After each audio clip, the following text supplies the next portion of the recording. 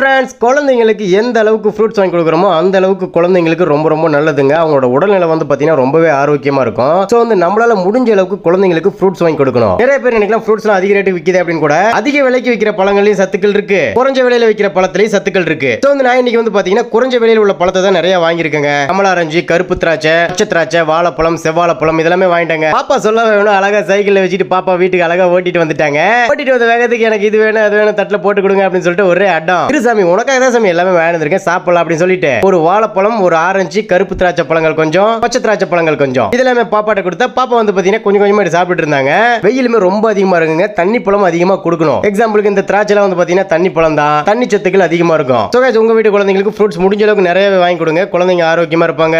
Okay guys, இந்த video கண்டிப்பா உங்களுக்கு ரொம்ப ரொம்ப பிடிச்சிருக்கும் நான் நம்புறேன். அப்படி இந்த வீடியோ பிடிச்சா பாப்பாக்காக ஒரு லைக் தட்டி விட்டுருங்க. அதனால வந்து பாத்தீங்கன்னா பாப்பா, நானு, ரீதா 3 பேருமே பழங்களை சாப்பிட்டோம், சூப்பரா இருந்தது. இந்த வீடியோ பிடிச்சா மறக்காம ஷேர் பண்ணுங்க. பை.